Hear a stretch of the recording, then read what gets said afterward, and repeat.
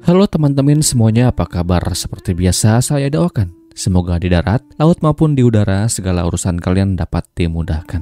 Amin. Jadi begini teman-teman, tidak mudah untuk menjadi seorang pria 34 tahun, warga Gampong Ujung Kulam, Matangkuli, Aceh Utara yang bernama Pak Jajuli ini. Sebagai seorang suami dengan 2 orang anak, Pak Jajuli selalu ikhlas dan tawakal dalam menjalani profesinya sebagai tukang cendol keliling. Semua bahan pembuat cendol ia siapkan sedari malam atau kurang lebih setelah ia usai berjualan, dan proses pembuatannya akan ia lakukan seusai mendapatkan bahan-bahannya hingga larut malam. Setelah hari berganti, Pak Jajuli pun bersiap. Ia dorong gerobak cendolnya, ia halau panasnya terik matahari, peluh keringat yang jatuh di wajah tak jadi masalah baginya. Debu-debu jalan telah menjadi sahabat sejati Pak Jajuli. Ia harus kuat, sebab tanggung jawabnya sebagai kepala rumah tangga sungguh berada dalam tangannya. Selain berteman karib dengan panas dan debu serta asap kendaraan, belasan bahkan puluhan kilometer perjalanan ia tempuh pula untuk menjangkau para pelanggan-pelanggan setianya yang berada khususnya di area Kecamatan Matangkuli, Aceh Utara.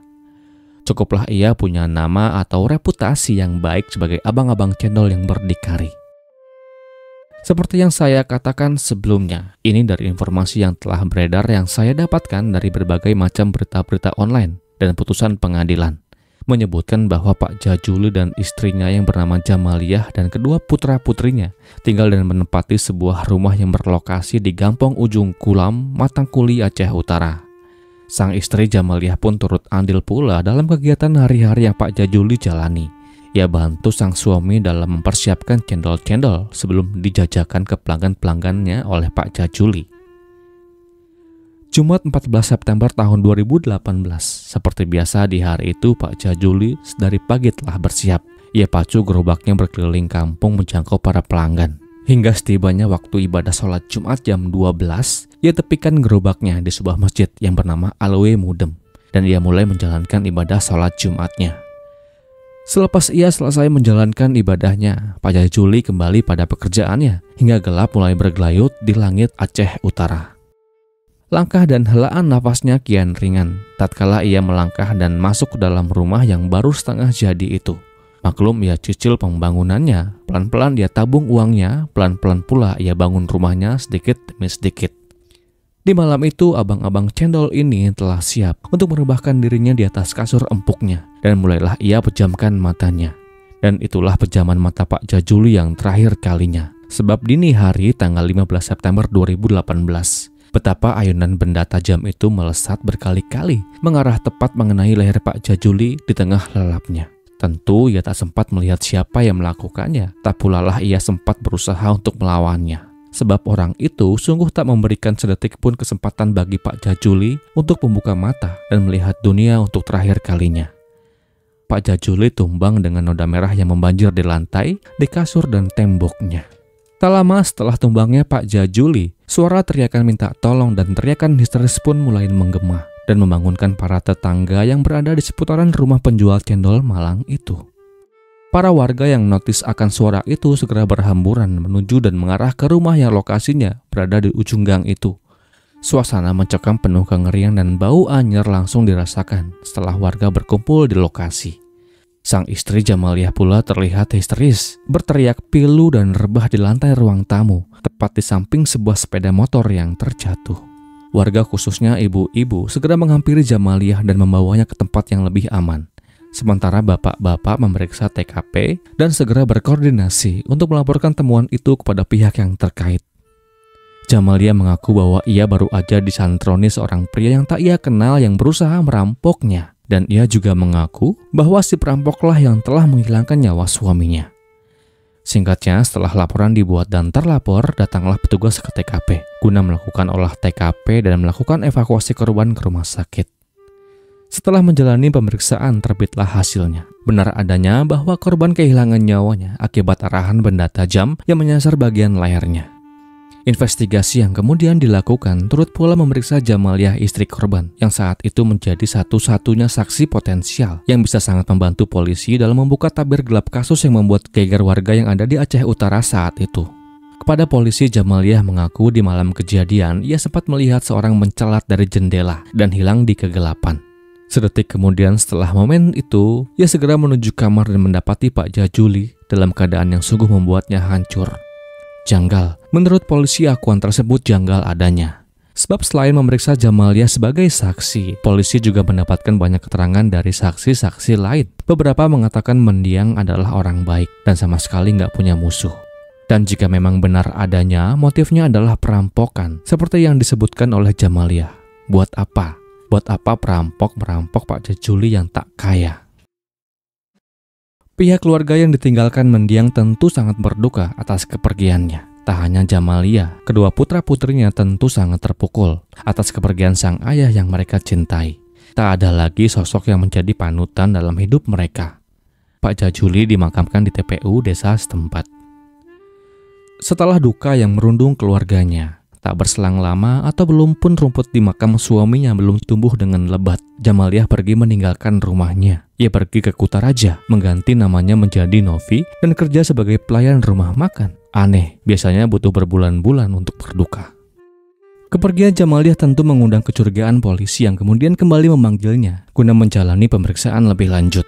Sebab raibnya Jamaliah dari lingkungan tempat tinggalnya mengisyaratkan sebuah pelarian demi menghindari petugas yang kala itu masih berjibaku mengungkap kasus ngeri ini. Dan dari pemeriksaan lebih lanjut itulah semuanya perlahan mulai terungkap. Jamaliah nggak bisa berkelit ketika petugas dengan bukti-bukti dan alat-alat bukti barunya menghujam Jamaliah dengan banyak pertanyaan. Yang mau nggak mau akhirnya singkatnya ia akui dialah dalang dari semuanya. Dan dalam melakukan aksi ngerinya itu, ia dibantu oleh seorang pria yang dari informasinya masih punya pertalian saudara dengan Jamaliah. Dan lalu, apa yang sebetulnya terjadi? Dan bagaimana kisah ini selengkapnya? Jadi, begini. Jamaliah atau yang akan kita sebut Lia dalam kisah ini merupakan seorang wanita yang di tahun 2018 usianya 30 tahun. Ia menikah dengan Pak Jajuli atas dasar cinta yang kemudian dari pernikahan bahagia mereka diberkahi dua orang buah hati. Sepanjang perjalanan kisah cinta yang dijalani Pak Jajuli dan Lia disebut hampir tidak pernah menemukan permasalahan yang berarti. Kerikil tajam dan atau batu-batu sandungan yang kerap kali muncul di tengah hubungan mereka bisa mereka atasi dengan baik. Namun berbeda dengan akuan yang pernah dikatakan Lia sendiri. Dari sumber yang saya kulik, Lia mengaku belakangan ini ia merasa nggak tahan dengan perlakuan sang suami yang ia sebutkan pernah berlaku kasar kepadanya. Entah ada masalah apa yang terjadi di antara keduanya. Di bulan Agustus atau di momen Hari Raya Idul Adha di tahun 2018, saat itu rumah orang tua Lia yang berlokasi di Gampong Serba Zaman Tanah Luas Aceh Utara kedatangan saudara-saudaranya. Banyak saudara yang datang di hari itu untuk merayakan hari besar tersebut. Namun dari banyaknya saudara-saudara yang jauh dan dekat, ada satu orang yang mencuri perhatian Lia saat itu. Sosok itu tampak asing baginya, ia jarang melihat pria itu. Maklum saudara jauh. Pria itu bernama Musliadi alias Adi, seorang pria 26 tahun, beristri dan telah pula memiliki anak. Adi adalah warga yang tinggal di Gampong Matang Mayam Baktia, Aceh Utara. Sehari-hari Adi bekerja sebagai kuli bangunan. Singkatnya, setelah acara kumpul keluarga besar itu usai, Adi nggak ikut rombongan untuk pulang ke rumahnya. Alih-alih pulang, Adi malah saat itu menginap di rumah orang tua Lia. Saat itu Adi nggak sendiri, ia bermalam dengan beberapa saudaranya yang menginap. Sebab esok harinya mereka punya rencana untuk pergi liburan ke Pantai Lancok. Di perjalanan menuju lokasi saat itu Adi kebetulan berboncengan dengan Lia dan kedua anak-anaknya. Mereka menaiki satu buah sepeda motor dan kebetulan di hari itu Pak Jajuli nggak ikut. Dan itulah kali pertamanya Lia kenal intens dengan Adi. Lia merasa nyaman dengan pembawaan Adi yang terkesan lebih dewasa, walau usia Adi terpaut 4 tahun lebih muda daripada Lia. Kedekatan mereka semakin intens tatkala Adi yang adalah seorang kuli bangunan mendapatkan pekerjaan mengecor lantai rumah orang tua Lia yang ada di Serba Zaman. Pekerjaan itu ia kerjakan bersama-sama dengan beberapa orang lainnya termasuk dengan Pak Jajuli. Oh ya, dari informasinya, Pak Jajuli selain mahir berjualan cendol, ia juga pandai bertukang. Dalam pekerjaan proyek pembangunan rumah itu, Lia sering banget datang untuk memeriksa progres pembangunannya. Sekalian ia ingin bertemu dengan Adi, walau saat itu Pak Jajuli pula ikut kerja bersamanya. Dan dari kedekatan itulah muncullah perlahan namun pasti benih cinta di antara Lia dan Adi. Lia tahu bahwa Adi adalah saudaranya, Yang entah bagaimana silsilahnya sehingga Lia nekat menerabas batasan-batasan cinta yang melibatkan saudara jauhnya itu. Sebaliknya Adi pun juga tahu tentang hal itu. Ditambah Adi pula paham status pernikahan keduanya. Dengan Adi, Lia curhatkan semuanya tentang keluh kesah yang ia alami. Ia akui betapa sang suami kerap kali marah kepadanya dan juga kerap kali berlaku kasar. Adi tentu merasa prihatin dengan keadaan yang Lia hadapi. Namun saat itu ia hanya bisa sebatas memberikan saran Lia agar lebih sabar menghadapinya. Di waktu yang terus berjalan, hubungan diam-diam itu telah sungguh membuat keduanya terlena dan tenggelam ke dalam perasaan cinta yang memabukkan. Kembali dari informasinya dikatakan bahwa beberapa kali Lia dan Adi kerap kali bertemu. Mereka jalan-jalan dan saling bermanja. Bahkan disebutkan pula mereka pernah melakukan hubungan layaknya pasangan suami dan istri di sebuah tempat. Dalamnya kisah cinta yang mereka arungi dan dalamnya perasaan sayang yang dimiliki keduanya membuat mereka menjadi buta hati. Lia yang tak tahan dengan perlakuan kasar sang suami kepadanya, Lia minta Adi untuk mencarikan jalan agar Lia dan Pak Jajuli bisa berpisah. Dan setelah berpisah, Lia mau hidup berdua dengan Adi. Adi yang menerima permintaan untuk mencarikan jalan tentu nggak bisa mengatakan banyak hal. Sebab keputusan untuk berpisah hanya bisa dilakukan atas kesepakatan antara Lia dan Pak Jajuli. Dan buntulah mereka saat itu. Di tengah-tengah kebuntuan yang mereka hadapi, muncullah sebuah rencana yang awalnya muncul dari Lia. Lia menyuruh Adi untuk menghilangkan saja nyawa Pak Jajuli. Sebab ia pikir itulah jalan satu-satunya yang bisa mereka ambil.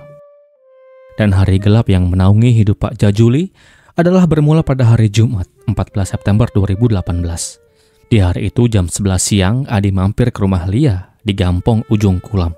Saat itu kedatangan Adi disambut oleh anak Lia yang hanya tinggal sendiri. Sebab Pak Jajuli sedang berjualan cendol dan ibunya Lia lagi pergi ke warung tetangga.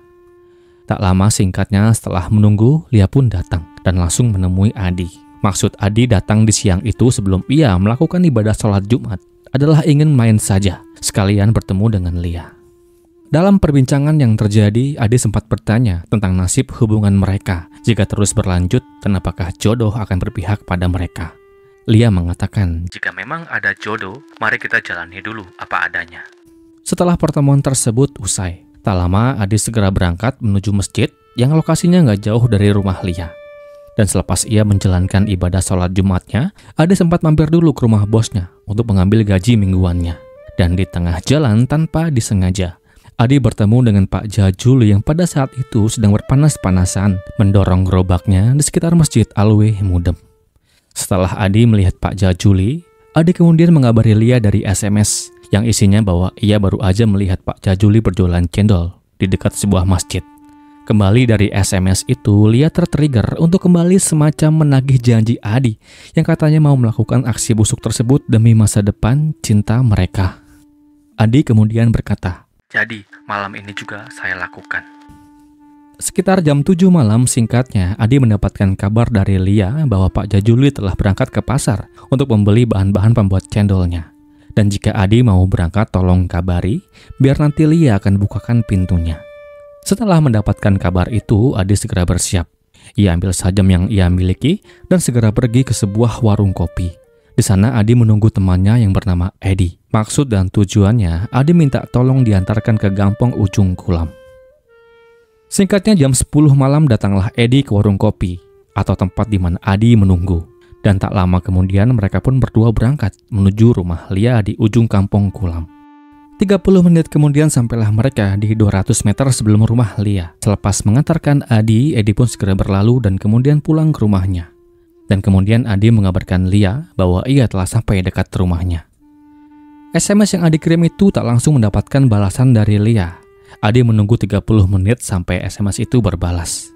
Lia mengabari agar Adi tunggu dulu hingga suaminya tertidur dengan lelap. Dan ia minta Adi menunggu di semak-semak yang ada di belakang rumahnya. Singkatnya, setelah sampai di tempat yang dimaksud oleh Lia, Adi menanti di tempat itu dengan sabar hingga tibalah waktunya jam 2 dini hari, Sabtu 15 September 2018.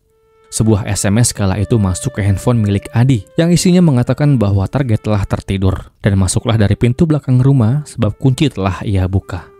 Langkah Adi kian bergetar tatkala ia berhasil masuk ke dalam rumah Pak Jajuli. Di dalam ia disambut oleh pacar gelapnya itu di bawah remang cahaya lampu dapur rumahnya. Lia mengarahkan Adi ke posisi kamar di mana Pak Jajuli tertidur. Namun sebelum melakukan aksinya, Adi minta Lia coba cek dulu apakah si target betul-betul telah tertidur. Tak lama Lia pun masuk ke dalam kamar dan ia goyang-goyangkan kaki suaminya yang kala itu tak sama sekali merespon sentuhan tangan di kaki Pak Jajuli. Setelah mendapatkan validasi, segera Adi ambil sajam yang sedari tadi terselip di balik bajunya. Ia buka bungkusan plastik yang membungkusnya dan langkahnya semakin mantap membelah gelapnya kamar Pak Jajuli di malam itu. Lalu dengan tanpa ampun, ia ayunkan sajam itu tepat mengenai leher Pak Jajuli berkali-kali dan berkali-kali tanpa ampun. Si abang cendol yang menerima serangan mendadak itu tentulah nggak sempat melihat dan menyadari akan bahaya yang datang. Dan atas serangan fatal itu, akhirnya membuat Pak Jajuli dipanggil Tuhan yang Maha Kuasa. Saya ucapkan duka yang mendalam. Setelah usai melakukan aksi busuknya, Adi segera menemui Lia yang menunggu di luar kamar yang sambil menutup kepalanya. Dan yang kemudian muncul adalah tentu rasa panik. Lia panik. Tentu, sebab rencana yang ia miliki hanyalah sampai di mana suaminya dihabisi saja. Selanjutnya entah Lia harus apa, ia bingung. Dan atas saran dari Adi memerintahkan Lia untuk berpura-pura saja bahwa telah terjadi perampokan. Lia setuju, mereka gulingkan sepeda motor milik Pak Jajuli. Dan setelah Adi mencelat dari jendela, Lia mulai bersandiwara dan berteriak minta tolong. Itulah bagaimana Jamalia merencanakan penghilangan nyawa itu dengan dibantu oleh Musliadi, pacar gelapnya. Segala akuan yang Lia akui selama ia menjalani proses pemeriksaan telah membuka dengan gamblang kasus mengerikan yang pernah terjadi ini.